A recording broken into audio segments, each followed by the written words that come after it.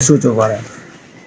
इसीलिए आपसे हाथ जोड़कर रिक्वेस्ट है ताकि आप भी आपके माध्यम द्वारा भी हमारे बेटों को कहीं से ढूंढ कर मतलब हमारी मदद कीजिए। हमने हमें आश्वासन दिया कि हम खुद ही आपके इस केस को सॉल्व करेंगे और जल्दी से जल्दी इतनी कोशिश करेंगे ताकि मतलब उसको ढूंढने में हम पूरी मदद करें। संत राम जैन का बेटा बंटी और फोटोग्राफर का काम राजपुरा में महादेव फोटोग्राफर के नाम से करता है।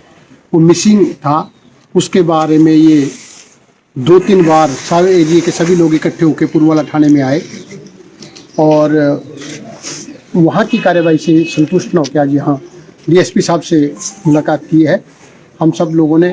और डीएसपी साहब ने को हमने भी रिक्वेस्ट की और उन्होंने खुद भी कहा कि मैं इसको सारा सुपरवाइज मैं खुद करूँगा और मैं अपनी पूरी टीम लगा के ढूंढने की कोशिश करूँगा।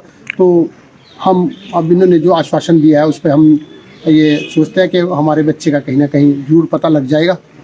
और डीएसपी साहब का कहना है कि मैं अपने ऑफिस से इसकी सुपरविजन पर्सनली तौर पे करूँ और अपना नंबर भी उन्होंने दिया है। हम क्योंकि इसी आश्वासन के बाद अब ये सब लोग कर जाएंगे और उम्मीद करते हैं कि वो मिल जाए किसी भी हालत में, जैसा परमात्मा को मंजूर है वो हमारा बच्चा हमें मिल जाएगा। वाला के अंतर्गत एक स्थानीय युवक जो कि फोटोग्राफी का काम करता था वो पिछले 12 तारीख को गायब हो गया था, जिसकी 13 तारीख को पुलिस थाना पुरवाला में मिसिंग डली थी। और इस पे हमने परिजनों के बयान पे और संदेह के आधार पे पिछले कल अभियोग को पंजीकृत किया है और हम लोग उसमें फर्दर इन्वेस्टिगेशन अमल में ला रहे हैं।